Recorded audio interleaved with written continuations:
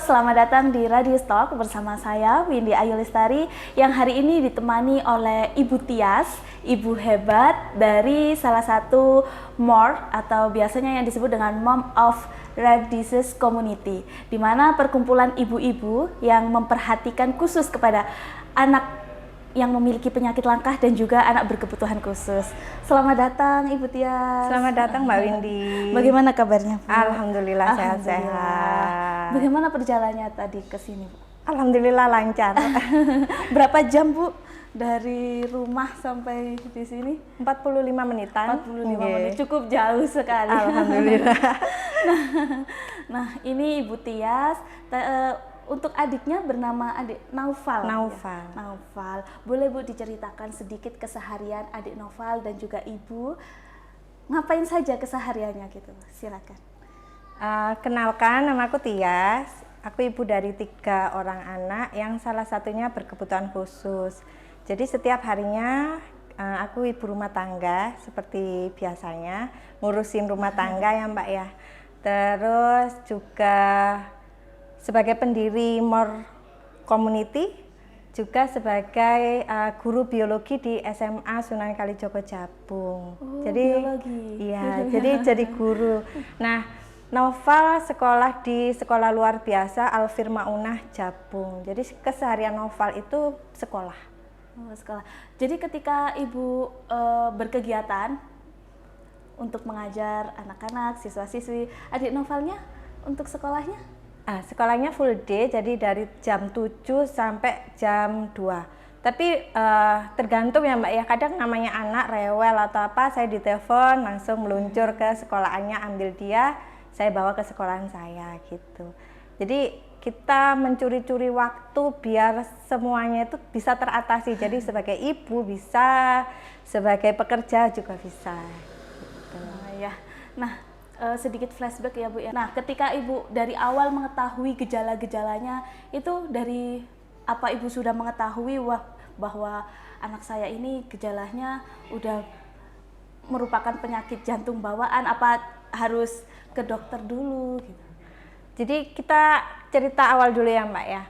Waktu kehamilan usia 28 minggu, saya mengalami preeklamsi berat. Jadi tekanan darah saya itu tinggi. Tidak dari awal, jadi di usia 28 minggu, baru ketahuan di usia 28 minggu. Nah, waktu itu dokter mengatakan bahwa Naufal tidak berkembang di kandungan, tapi saya tetap melanjutkan kehamilan. Waktu usia 34 minggu, saya melahirkan spontan karena sudah diwanti-wanti sama dokter waktu itu kalau pusing berlebih, mata berkunang, langsung ke rumah sakit karena itu tanda-tanda bahaya. Jadi untuk ibu-ibu yang mengandung atau belum mengandung harus dijaga tekanan darahnya. Kemudian usia 34 minggu Naufal lahir spontan. Jadi harusnya sesar, tapi waktu itu lahir spontan begitu saja. Oh, lahir spontan. Ya. Itu belum diprediksi untuk dilahirkan atau? Saya merasa sudah mau lahir. Jadi saya sudah ada bercak darah di jalan lahir, jadi saya merasa ini mau lahir, tapi dokter menyarankan untuk sesar karena tekanan darah saya waktu itu 180/80, jadi tinggi sekali. Kemudian Naufal lahir, saya pingsan, saya tidak tahu jenis kelamin anak saya apa karena waktu itu memang saya benar-benar sendiri karena suami bertugas di Kalimantan. Kemudian waktu saya sadar, saya tanya, anak saya mana? Waktu itu bidan menjawab anaknya sesak nafas, jadi sedang dirawat intensif. Saya tidak menerima kabar sampai Naufal lahir maghrib jam 6. Saya baru mendapat kabar jam 11 malam. Kalau ternyata Naufal sesak nafas dan harus diinkubator. Selama 28 hari Naufal di rumah sakit diinkubator. Tapi berat badannya tidak naik. Karena dia sudah bisa menyusu dengan baik, maka kita dipulangkan waktu usia 28 hari. Terus setiap minggu sekali itu Naufal masuk rumah sakit karena tersedak sleep apnea, jadi dia kayak lupa nafas. Kalau sleep apnea itu lupa nafas. Dokter mengatakan bahwa itu wajar pada anak-anak prematur. Saya tidak merasakan apa-apa sampai usia 5 bulan. Waktu usia 5 bulan itu Noval badannya biru, jadi di kuku-kukunya itu biru, di mulutnya sini biru, wajahnya biru. Saya kira biru kenapa ya? Apa karena memang dia hitam gitu kan? Kulitnya hitam maksudnya. Terus saya bawa ke IGD, ternyata Noval dinyatakan koma. Terus langsung dirujuk ke rumah sakit yang lebih besar, saturasinya rendah, dan Noval dinyatakan koma selama 3 hari. Berarti dirawat di rumah sakit selama 3 hari? Iya, waktu koma itu 3 hari, komanya 3 hari totalnya. Terus perjalanannya itu saya mendengar dokter itu berbisik, PJB ini. Namanya orang awam, saya googling di HP, PJB itu apa sih? Ternyata penyakit jantung bawaan. Noval dirawat selama 10 hari di rumah sakit, pulang kami dirujuk ke rumah sakit yang lebih besar lagi.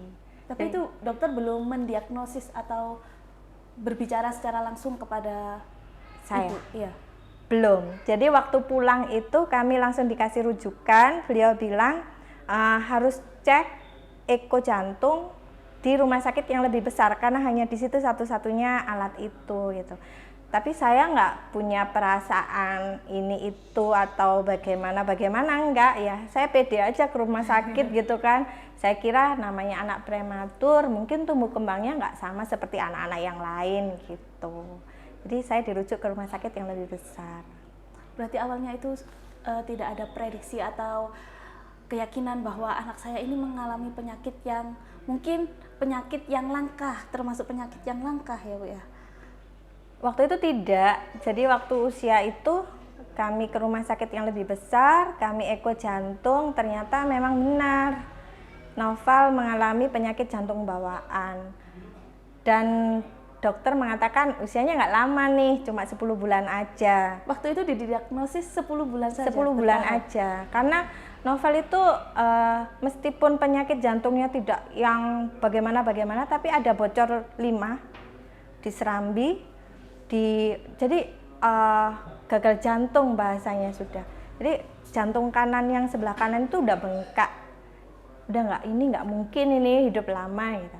Tapi saya nggak percaya, namanya manusia nggak mungkin. Mungkin dokter salah mendiagnosis atau bagaimana.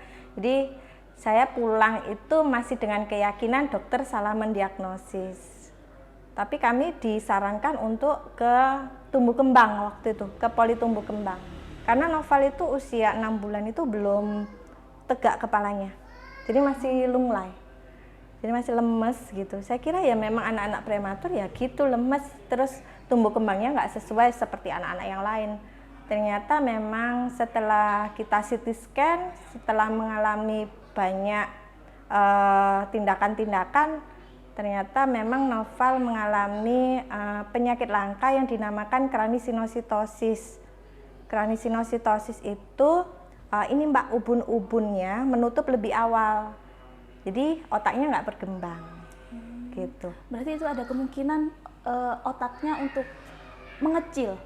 Iya, jadi kalau pada anak usia sebelum 2 tahun itu kan harusnya tumbuh kembang emas. Ya. Nah, anak saya itu lingkar kepalanya kecil, otaknya berhenti berkembang, terus saraf di otak, namanya brain atrophy, saraf di otaknya itu sudah berhenti menyusut. Jadi bahasanya itu ya memang biasanya sepaket itu Mbak, kranisinositosis, mikrosefali, sama brain atrophy. Tapi ada beberapa anak itu yang nggak sepaket, tapi Noval ini sepaket gitu. Jadi awalnya diketahui penyakit jantung bawaan, ternyata banyak sekali penyakit penyertanya gitu. Ini ingin tanya ya, sebelum waktu Ibu mengandung Noval, adik Noval itu apa mungkin ada tekanan batin ataupun gimana ya, dalam keadaan maksudnya kita kan juga manusia ya, kadang capek gitu. Apa ada hal di situ kan? Kalau biasanya saya mengetahui ada orang yang mengandung itu kan memiliki daya ketahanan yang berbeda dari orang yang tidak begitu. Ada yang namanya Down syndrome. Biasanya orang kalau searching, kebanyakan waktu mengandung itu terlalu kepo dengan, maksudnya yang terlintas itu anak-anak yang seperti itu. Jadi kebawaan gitu Bu. Apa sebelum waktu melahirkan Noval itu ada aktivitas-aktivitas yang mungkin Waktu itu karena anak pertama saya itu atlet karate. Jadi waktu saya hamil Noval itu saya sering keluar kota sama dia, nganter kakak. Nah mungkin kalau menurut dokter waktu itu, kalau yang Noval ini yang diserang kan otak sama jantungnya, kemungkinan besar virus. Kemungkinan virusnya mungkin dari makanan atau dari kebersihan. Kebersihan apa-apa yang kita makan gitu. Tapi memang saya tidak mengecek itu karena saya rasa Noval anak terakhir sudah, saya nggak kepingin punya anak lagi. Bukan nggak kepingin ya, apa ya, ya sudahlah kita jaga Noval sebaik mungkin gitu. Jadi saya nggak cek untuk itu. Sebenarnya ada cek lanjutan kalau saya pengen punya anak lagi gitu. Tapi kemungkinan besar mungkin karena virus gitu. karena berpindah-pindah tempat itu tadinya. Mungkin kebersihan makanan kami waktu itu. Karena kita sering-sering berpindah kota. Jadi makan apa aja yang di pinggir-pinggir jalan mungkin atau apa. Jadi kebersihannya kita nggak tahu. Kemungkinan dari itu. Saya suka sekali makan sate. Sedangkan makan sate itu kan sebenarnya nggak boleh ya untuk ibu-ibu hamil gitu. Karbonnya atau apanya gitu. Setengah matengnya itu kan nggak boleh. Gitu. Tapi ya kodratullah ya seperti itu gitu. Kadang itu kan ada dukungan sendiri atau family caregiver kalau menurut yang beberapa artikel yang saya baca. Ibu masuk di mana more community.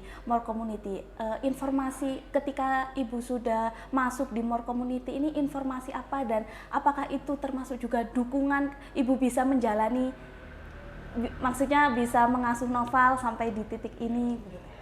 Benar Mbak, saat kita memiliki anak berkebutuhan khusus itu memang kita butuh support system yang baik. Selain dari keluarga, mungkin bergabung dengan komunitas itu memang jalan yang paling penting. Kenapa? Karena saat kita bergabung dengan komunitas, kita nggak akan merasa sendiri. Kalau kita hanya sendiri, kita hanya akan meratapi nasib, kenapa saya, kok saya, kenapa anak saya. Jadi kita harus bergabung dengan komunitas yang mendukung kita. Nah, kebetulan waktu itu awalnya kami bergabung dengan komunitas pejuang jantung di Malang. Nah, yang punya komunitas pejuang jantung itu dokter jantung Noval gitu. Jadi awalnya di situ. Terus kok ternyata Noval nih ada yang langkah nih. Kita masuk ke komunitas IC4RD. Jadi dia komunitas penyakit langka yang seluruh Indonesia. Ternyata di situ ada cabang Malang. Kami masuk di cabang Malang. Terus bersebelas ini sama-sama cabang Malang. Jadi dulu cuma bersebelas orang. Ngobrol-ngobrol, Mbak gimana ya caranya biar kita bisa manfaat untuk ibu-ibu seperti kita. Biar kita yang dulu merangkak-rangkak, mencari-cari tidak terlalu kesulitan untuk mencari komunitas. Jadi kita dirikan komunitas More Community. Waktu itu awal-awal COVID berdirinya 2020.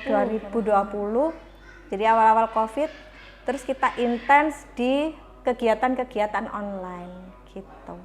Awal bertemunya orang 11 ini apa memang sebelumnya ibu sudah berkenal atau bertemu ketika di suatu tempat atau bagaimana?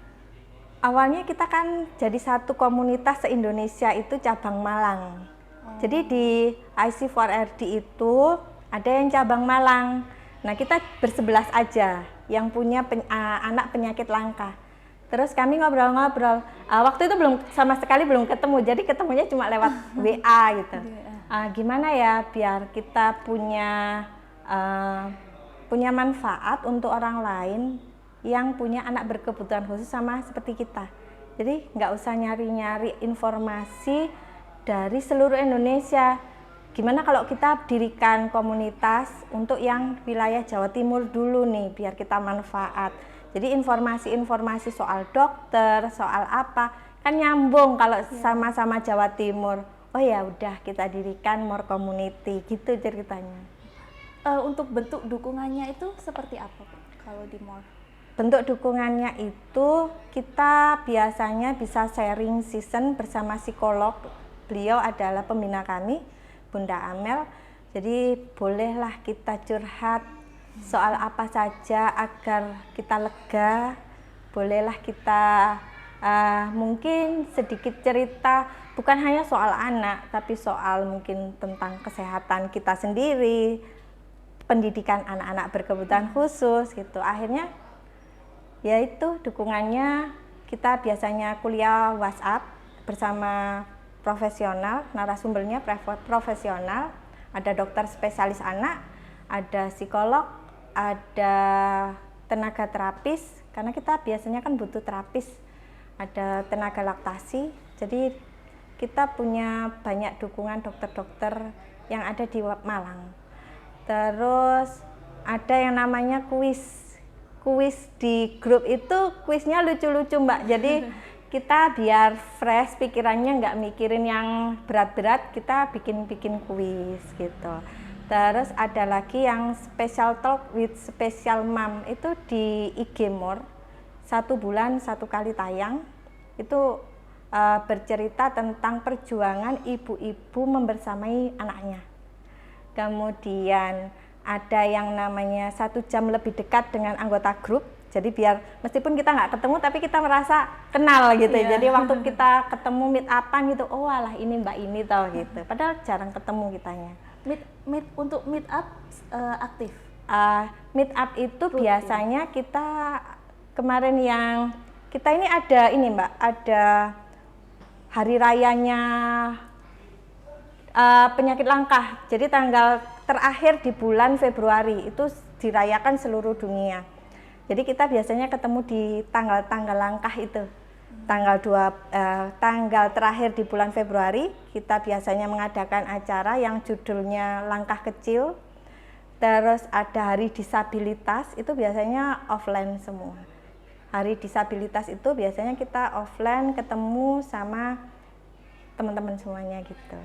Jadi 1 tahun 2 kali. Tapi kalau untuk halal bihalal atau apa, biasanya dadakan, belum benar-benar terprogram. Berarti dengan adanya More Community ini sangat membantu sekali, dan juga sangat kita sama-sama saling gimana ya, bentuk dukungan supportnya itu lebih berkeluarga lagi. Benar. Untuk ketika Ibu sudah mengetahui bahwa Noval didiagnosis beberapa penyakit, yaitu salah satunya jantung bawaan, apakah ada bagaimana Ibu tetap menjaga semangat hingga kuat sampai pada di titik ini?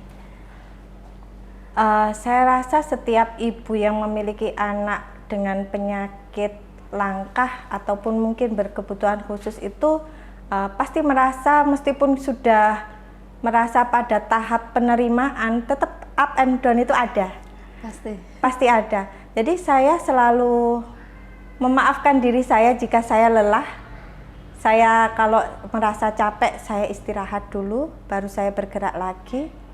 Kalau saya merasa sedih, saya menangis dulu. Tapi saya selalu berpikir kalau saya sedih berkelanjutan, kalau saya tidak semangat, tumbuh kembang Noval tidak akan optimal. Jadi saya merasa harus semangat terus agar tumbuh kembang Noval optimal. Gitu Mbak. Pernah tidak berada pada titik di mana merasa capek dan tidak menerima? Pernah waktu usia sebelum 9 bulan itu. Jadi waktu Noval habis CT scan, ketahuan semua penyakitnya. Jadi ada brain atrophy, ada craniosynostosis, ada mikrosefali, ada global develop delay. Jadi banyak sekali penyakit itu, akhirnya saya berhenti ke rumah sakit nih, down banget. Jadi saya merasa kok segitunya ya Allah mencoba saya gitu kan. Akhirnya saya berhenti ke rumah sakit. Saya benar-benar merasa kenapa jalan hidup saya sejahat ini, Allah memberikan cobaan seberat ini sama saya gitu. Tapi itu yang paling berat, Mbak. Tapi setelah itu saya menerima keadaan anak saya sama seperti anak saya yang lainnya. Selain di hal itu tadi yang membuat titik di mana pasti semua orang merasa capek gitu ya kalau sedang ada ujian gitu. Tapi ada beberapa momen ketika Ibu merasa lega bahwa keadaan Noval ini it's okay gitu. Alhamdulillah, saya tuh selalu berpikir gini, dia sama-sama saya aja sudah bersyukur sekali. Saya menemukan kata-kata itu seperti ini, Mbak. Ternyata Allah itu mengirim Noval itu untuk menyederhanakan bahagia saya. Jadi saya mulai bersyukur dengan hal-hal yang kecil yang ada dalam diri Noval. Mungkin anak usia dia sudah bisa ngomong banyak kata atau bahkan bisa membaca. Tapi kalau Noval bisa merangkai 2 kata saja, itu rasanya sudah wah bahagia banget. Terus dia nggak ke rumah sakit setiap bulan, itu sudah alhamdulillah sekali. Nggak rawat inap atau apa, itu sudah luar biasa sekali bagi saya. Dia nggak kejang, itu sudah alhamdulillah sekali bagi saya. Jadi ternyata Allah itu mengirimkan dia, menitipkan dia ke saya itu ternyata Allah mau menyederhanakan bahagia saya. Gitu. Iya, karena hanya ibu-ibu hebat yang dititipkan anak seperti Noval ini ya Bu ya. Masih belajar. Nah, waktu ketika ada stigma, di mana stigma itu dalam tanda kutip negatif, ketika ada mungkin bisa jadi cibiran atau orang-orang yang belum menerima dan belum mengetahui banyak tentang apa itu penyakit langka, pernah tidak Ibu mengalami hal seperti itu? Kalau di keluarga besar kami, alhamdulillah nggak ada. Semua keluarga besar kami support kami, luar biasa supportnya terhadap kami. Tapi mungkin tidak dikatakan langsung kepada kami kalau dari teman-teman dekat ya. Mungkin hanya omongan dalam hati atau apa. Tapi pernah terbesit itu kata-kata seperti ini. Noval itu diciptakan berkebutuhan khusus, itu sebagai akumulasi dari dosa saya dan suami saya di masa lampau. Terus rasa namanya manusia, saya rasa sakit hati kan mendengar kata-kata seperti itu. Tapi saya punya keyakinan bahwa Noval itu dikirim Allah, dititipkan Allah ke kami, yaitulah sebagai penyempurna ibadah kami. Jadi saya tidak pernah merasa Noval itu buah karma dari dosa-dosa kami berdua.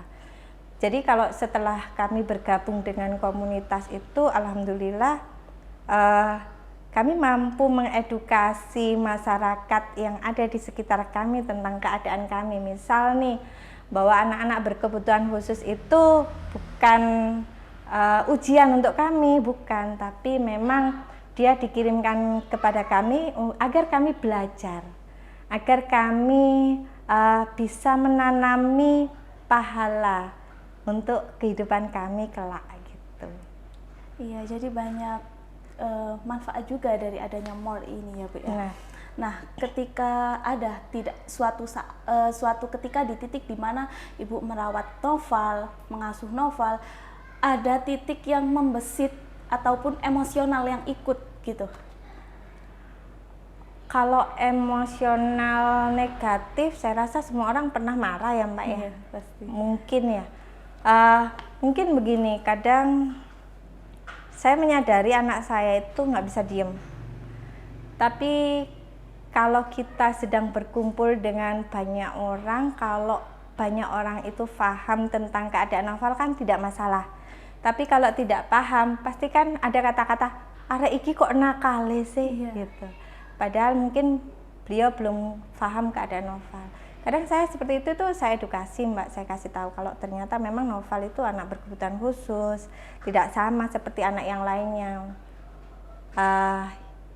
Kita nggak bisa menyamakan atau membedakan anak-anak yang lain. Saya rasa setiap anak istimewa, tapi Noval seperti itu kan juga bukan keinginannya. Saya rasa setiap anak pasti kepingin terlahir itu ya yang baik, yang ganteng, yang pinter, yang sopan. Tapi memang Allah menciptakan anak-anak dengan berkebutuhan khusus dan keadaan khusus yang memang untuk kita belajar sabarnya itu. Jadi saya masih memang dalam tahap belajar sabar untuk mengendalikan emosi biar nggak marah sama Noval gitu. Mungkin ada sedikit cerita ataupun dukungan yang ingin dibagikan kepada penonton setia Radio Stok ini. Untuk ibu-ibu yang melihat podcastnya Radius, saya rasa setiap ibu harus bahagia. Setiap ibu harus memiliki jati dirinya sendiri, mampu memaafkan dirinya sendiri. Kenapa? Karena saya rasa tonggak dari rumah tangga adalah seorang ibu. Jika ibu bahagia, saya rasa bisa membahagiakan seluruh anggota keluarganya. Jika ibu-ibu memiliki anak dengan penyakit langka dan berkebutuhan khusus, ingat tetap semangat, up and down itu biasa. Jika bersedih menangislah, kemudian bangkitlah, karena apa? Optimal tumbuh kembang anak ada di tangan ibu-ibu semuanya.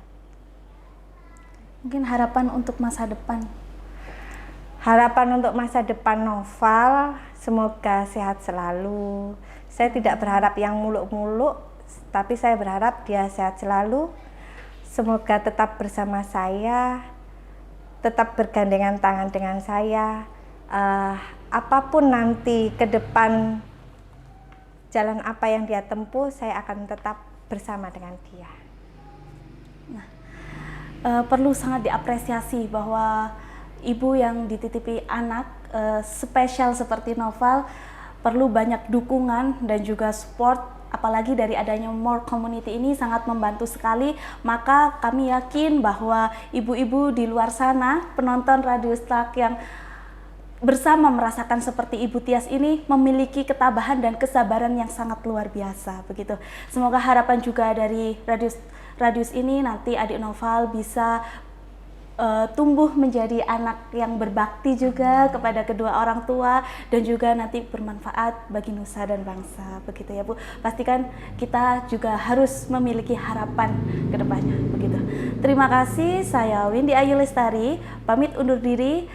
Terima kasih kepada yang penonton setia Radio Stok yang sudah menyaksikan perjuangan Ibu Tias sampai di titik ini. Jangan lupa like, comment, and subscribe. Bye, see you.